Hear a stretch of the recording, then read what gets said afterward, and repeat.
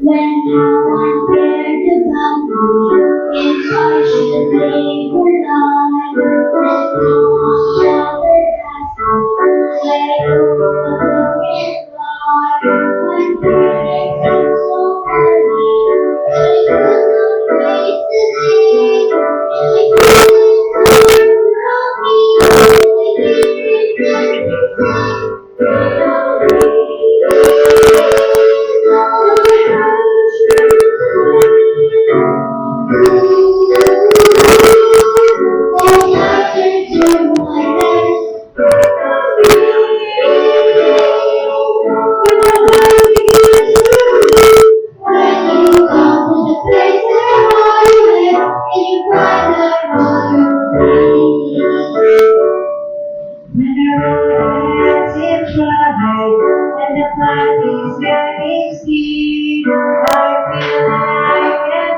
from me, and I didn't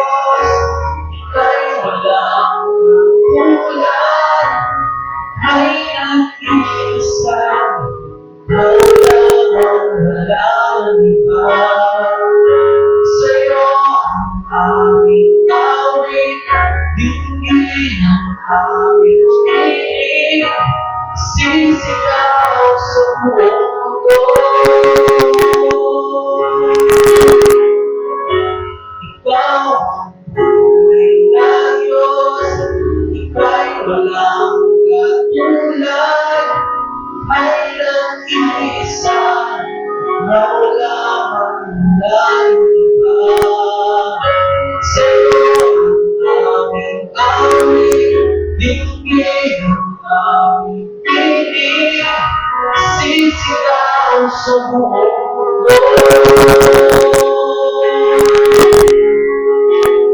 Sisigaw sa mundo.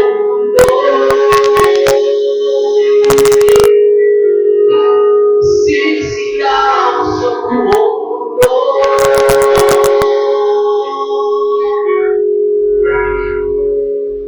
Dakilaan mo.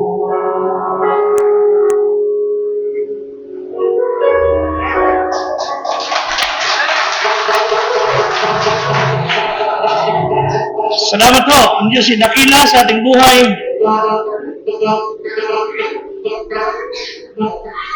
Tumuloy po tayo lahat. Matthew 25:21. Matthew 25:21. I hope you would listen. And I want to encourage everyone na magkataning isa sa napaka-importanting virtue bilang Kristiyano is to be faithful. Amen? Matthew 25:41 sa inyong mga Bible. Basa natin ng malakas. Begin. Kung magkakaroon,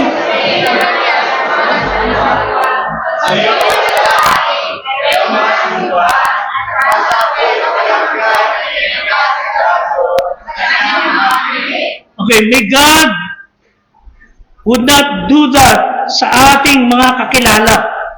Ayaw po natin na meron tayong kasama rito, sasabihin ng Diyos, lumayo kayo sa akin at kayo mapasa apoy na walang hanggan. Kung kayo hindi Kristiyano, bad news is, mula sa First Baptist Church, you will go to hell. Pero kung si Kristo tatanggapin ninyo, and you will be faithful, napakaganda ng magiging kahinatnan.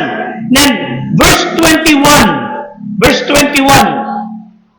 Okay, basahin natin ng malakas. Begin. Sinabi sa kanya ng Panginoon, mabuting gawa, mabuti at tapat na alipin, nagtapat ka sa kaunting bagay, pamamahalaan kita sa maraming bagay, pumasok ka sa kagalakan ng Panginoon. Pagbalay ng Diyos sumang kanyang salita, magsipo tayo. Amen? Ang biyaya at tabag ng ating Ama sa Langit ay sumayin nyo sa pangalan ni Kristong ating Diyos at tagapagligtas. Faithfulness pays. Ang pagiging tapat sa Diyos ay pinagpapala. Faithfulness pays. Hindi kailanman mawawalan ng reward, ng gantimpala, ang katapatan na gagawin niyo sa Diyos. Ang gawain ni Kristo, mga kapatid, lumaganap ng mabuti sa buong mundo, sinimulan sa Jerusalem, sa kabila ng napakatindi ng pag-uusig, pagpatay, pagpapahirap. Tingnan mo na sa Acts chapter 8, verse 1. Mabilis lang to. Tingnan nangyari. Acts 8:1. Basa. At si Saul ay sumangayon sa kanyang pagkamatay. At nangyari ang isang malaking pag-uusig namin sa iglesia na nasa Jerusalem, sila lahat ay nagsipangalat sa lahat ng mga dako. Yung tinutukoy ng iglesia dyan, yung church na kagaya sa atin, hindi inimbento ng relihiyon. Church na kinikilalan si Kristo Diyos. Sila nagsipangalat kahit sila inuusig, kahit sila ay pinapatay. Totoo si Saul, sumangayon sa pagkamatay ni Stephen, yung unang Kristiyanong martir. Naniniwala siya si Kristo Diyos, nagtapat siya, at siya pinapatay siya ni Saul. But sa bilang lahat ng pag-uusig, kumalit ang mga alagad, hanggang sa ang salita ng Diyos ay nakarating sa Pilipinas, nagkaroon ng Baptist churches sa buong mundo. Lumaganap dahil sa katapatan. Alam niyo ba, hindi lalago anumang bagay, o anumang samahan, o anumang pati relihiyon, pag walang pagtatapat, pati mga kriminalidad, hindi lalaganap, hindi magpapatuloy kung wala silang matatapat sa kanilang samahan. Katapatan, fakes. Pero yung ikaw ay hindi tapat, unfaithful, walang contribution, wala ka nang iambag. Unfaithfulness, it's a negative, it blinds, it steals zealousness. Unfaithfulness destroys the company. Pero yung taong tapat builds. Yung katapatan wins. Katapatan sa isang church kaya na sa atin ay magpapatuloy kahit yung mga talented na mga tao, kahit mga walang brilliant, kahit walang mayayaman sa ating church, but you can be faithful. Amen? At may kanigit tapat sa Panginoon. wala na. Imposible sa Diyos. So si Kristo binibigyan din yung pagiging matapat. And you can do it. Amen? Kaya natin maging matapat. We could be faithful now. Young people, adult, kids, ngayon pa lang pwede ka na maging matapat sa Diyos. And we need to be faithful. Pagdating ng araw, mga kapatid, you will realize na ang katapatan nyo ay magbubunga ng iba yung pagkapalan ng Diyos. Hindi ka man maging sikat, hindi ka man maging kilala, hindi ka man ma-recognize, but you are faithful sa Panginoong Diyos. God will be faithful to you. We need men, women, young people, and children tapat sa Panginoon, nabubuhay ng hiwalay sa sanglibutan. Nabubuhay ng tapat sa Diyos. Let me give you several things and I'll close. Faithfulness defined. Ano po ba ang kahulugan ng katapatan? Ito yung pagtupad sa nais ng Diyos. Ito yung paggawa ng kalooban ng Diyos. Ito yung pagsunod sa kanyang salita. Bilang mga anak ng Diyos, susunod ka sa utos ng Ama sa langit. Ang tanong, ikaw ba anak na ng Diyos? I mean, ikaw ba pag namatay, sigurado kang pupunta ka sa langit? Ikaw ba nakaranas na nakapatawa ng kasalanan? Are you sure na paigid, binawin ang buhay, pupunta ka sa langit at hindi sa impyerno? Kung di ka pa nakatitya, kung di ka pa nakasisigurado, kung sa pupunta pigid namatay, you are not a Christian. You are not yet a child of God. Ang masakit na John 8:44, ikaw ay anak ng Diablo. So ngayong umaga, kung di ka pa Kristiyano, hindi ba alam kung ano ibig sabihin nakapatawa ng kasalanan? Ngayon, pag namatay, hindi mo alam kung saan pupunta. You ought to ask His forgiveness. Higit tawad sa Diyos. Tagapin mo si Kristo bilang Diyos at tagapagligtas. Then you will be able to be faithful. Ang Diyos ay may plano sa ating buhay. Nais ito pa rin ang kanyang layunin sa ating buhay. Meron isang purpose sa iyong buhay. Hindi kanya niligtas para lamang walang gawin. Amen? Hindi ka lang niligtas para magkalat lang na kahiyan o sirain ang pangalan ng iyong pamilya. No. May plano ang Diyos sa inyo. Nais na maging matapat, mag-ibay kang Kristiyano. And He wants the best for you. 1 Thessalonians 5:24. 1 Thessalonians 5:24. Basa mga kapatid. Tapat yung sa inyo tumatawag, nagagawin na naman ito. Mga kapatid, ang Kristo ay tapat sa atin. Tapat ang Diyos sa atin. Ang tanong, tapat ba tayo sa Diyos? Are we faithful to Him? God never lies. God will never fail you. God will never leave you. Titus 1:2. Tingnan po sabi ng Bible. Titus 1:2. Basa. Sa pag-asa sa buhay na walang hanggan, na ipinangako ng Diyos na di nagsisinungaling. Buhat pa ng panahon walang hanggan. God will not lie. Pag sinabi, may nagsisi, may kayo minatawad sa akin, I will forgive you and will give you eternal life. Hindi siya nagsisisi. Hindi siya nagsisinungaling. Hindi niya kakalimutan ang pangako niya. Tutuparin niya. Pag tumupad ka sa pangako mo. Hebrews 10:23. Hebrews 10:23. Ano po sabi ng Bible? Basa. Na ating inatang matibay ang pagkakilala ng ating pag-asa upang huwag magkalinlangan sapagkat tapat ang nangako. Amen? Tapat ang Diyos na nangako. He will not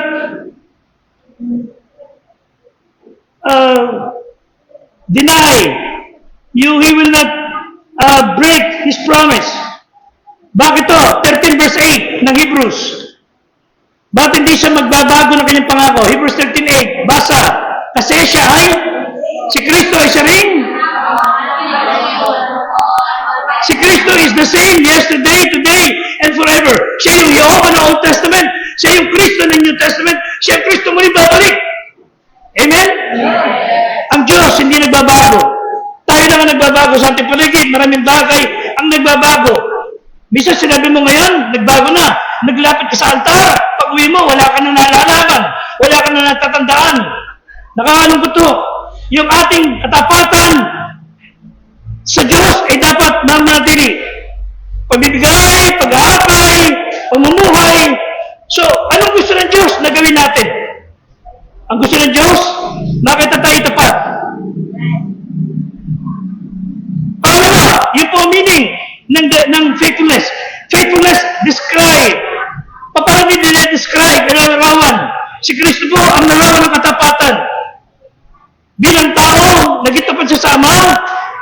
Nung siya nagkatawang tao, naging tapat siya sa plano ng ng Ama sa lupa, sa mga tao.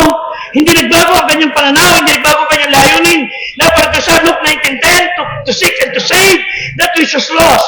Matapat si Kristo, nanatili siyang tapat sa kanyang pangako. Sabi na ng muli, o pasara, pagbubugbog, pagpatay, panunuyan ng tao. Hindi nagbago si Kristo sa kanyang pangako. Yan pa rin ang kanyang pangako hanggang ngayon. Hindi nagbabago ang Panginoon. Hebrews 12:2. Ano gagawin natin? Hebrews 12:2. Basahin, mga kapatid, begin. Namasdan.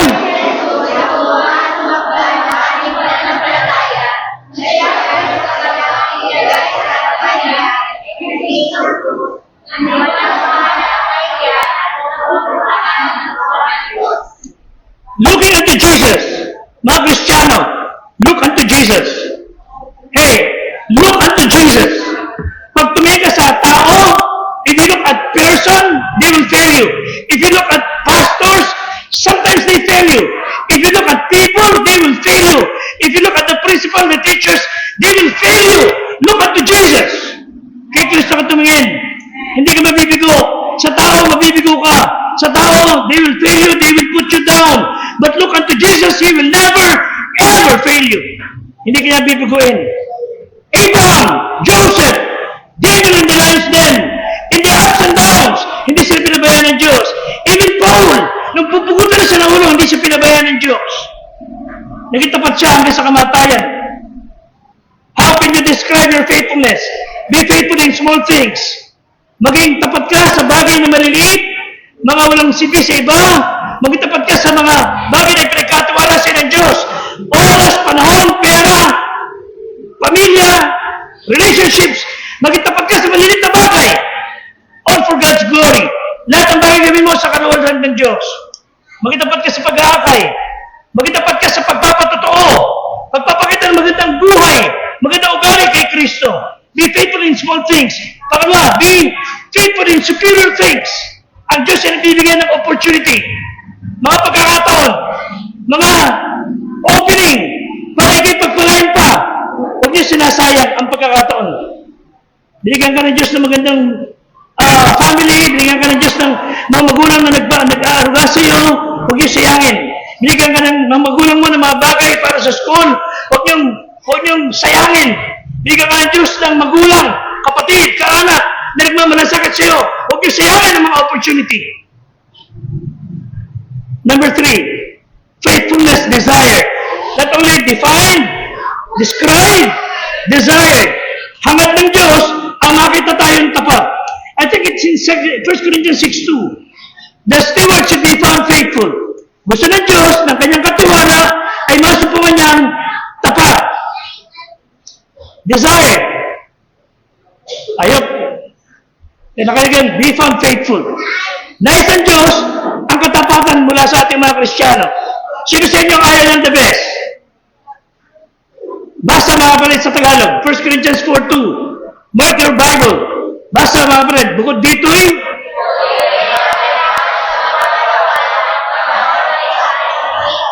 nais ng Diyos maging tapat.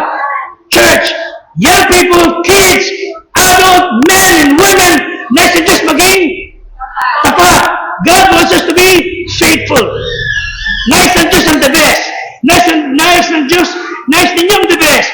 We want the best gift, the best dress, clothes, gadgets. Kung paano ninanaisin the best, God wants the best from you. And that is your faithfulness. And He will bless you.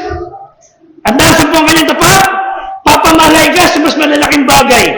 Pag sa maliit na bagay, nasumpungan ng Diyos na hindi ka magpagkakatiwalaan, He will not trust you anymore sa mas malaking bagay. Listen, church, pag napagkatiwala ka ng Diyos sa maliit na bagay, magkakatiwala ka ng Diyos sa mas malaking bagay. Matthew 25, verse 21, yun ang sinasabi ng Bible. So pakanasahin natin. You see, nagtapat ka sa konting bagay, pamamalain ka niya sa maraming bagay. Wala pong sasablay sa pangako ng Diyos. So, pakanasahin natin, maging tapat. Ano gagawin natin ngayon? Lord, help me to be faithful. We pray na manawa mo ang salitang katapatan. Manawa natin yung salita ng Diyos. Na manawa natin yung mga paalala ng Diyos sa atin. We pray and plan. Lord, I'm planning to do this. I'm planning para sa iyo. Para maging kakitaan ka ng katapatan. Kung ano man ang pinagagawa rin sa atin, be faithful. Marahil God is giving you a test.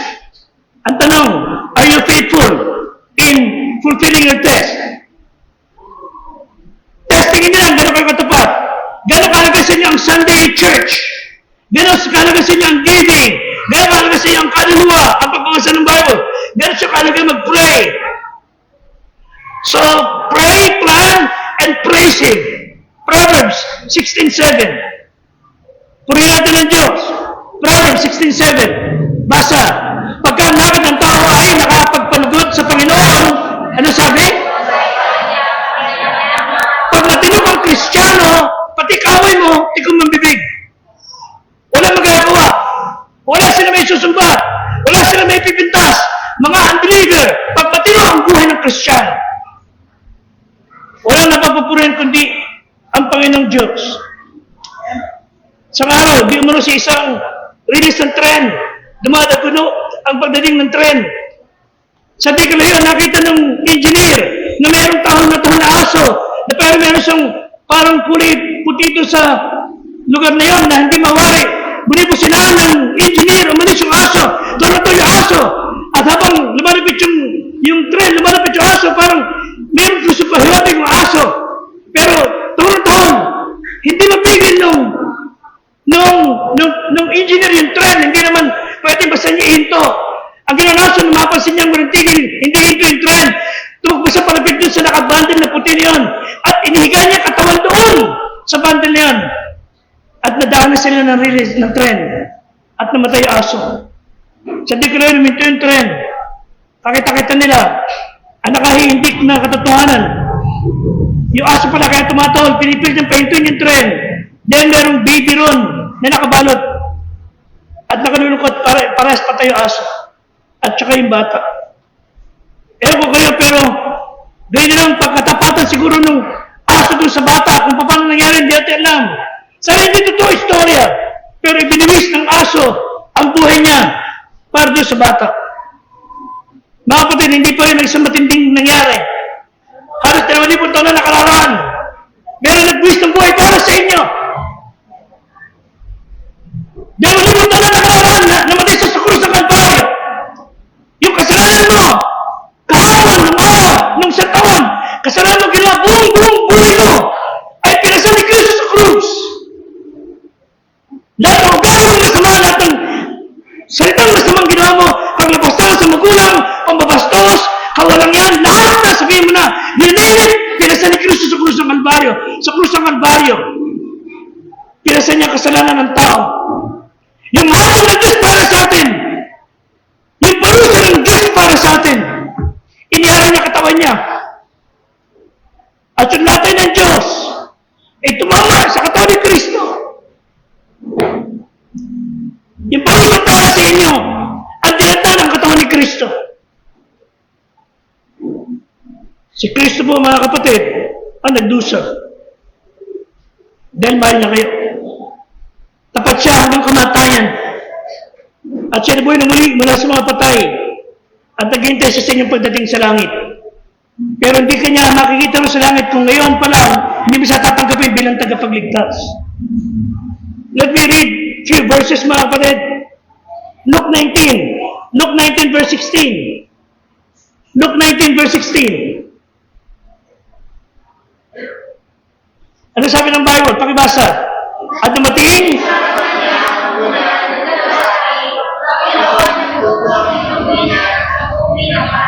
okay, tuloy natin hanggang verse 19. Mabuting gawa. Nagtapat ka sa kakampi.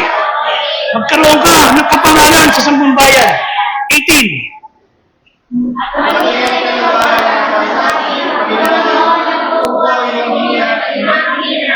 Ano sumunod sa verse 19? Sinabi niya, magkaroon ka naman ng kapangalan sa 5. Mga kapatid, He made Himself accountable to us. Yung binigay niya sa iyo, pinagyaman mo, He is accountable to give you more. Amen? Pinagkatiwalaan yung bagay, iningatan mo, He will give you more. Accountable siya sa iyo. Pananagutan niya yung ginawa mo. Sasagutin niya yung ginawa mo. Gagandahin niya yung ginawa mong katapatan. Ibig sabihin, sa salitang kanto, ako bahala sa iyo. Sabi ni Pedro, Pastor, kailangan mo ba damage? Opo, ako bahala sa iyo. Meron kang ginawang katapatan sa Diyos. Sa salitang kumpare, pare, ako bahala sa iyo. Meron kang pangailangan, nagtatapat ka sa Diyos. Ako bahala sa iyo. Hindi ka naman tatalikod ng Diyos sa kanyang salita sa inyo. Mga kapatid, si Kristo ang larawan ng tunay na lalaki. Hindi siya binabae. Na sinabi mo ngayon sa altar, mamaya kalilimutan mo na. Pag kayo lumapit sa altar, tarapin mo sa Panginoon, nangangako sa Panginoong Diyos, tutuparin mo ng pag-ulo hanggang sa mamatay ka. Accountable ng Diyos sa inyo. Ang tanong ko, accountable ka ba sa Diyos? Habang sinasabi ng Diyos sa iyo, ako bahala sa iyo. Sabi sa kayo, Panginoon, salamat po. Ako bahala sa gagawin ko para sa iyo. Let me give you 2 verses. Galatians 6:9. Galatians 6:9. They'll show you 2 videos. Basta mga kapatid. At huwag.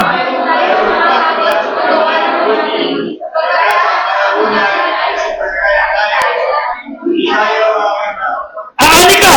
Pag hindi ka mapapagod. Tuloy ko lang. 28 verse 20 ng Proverbs.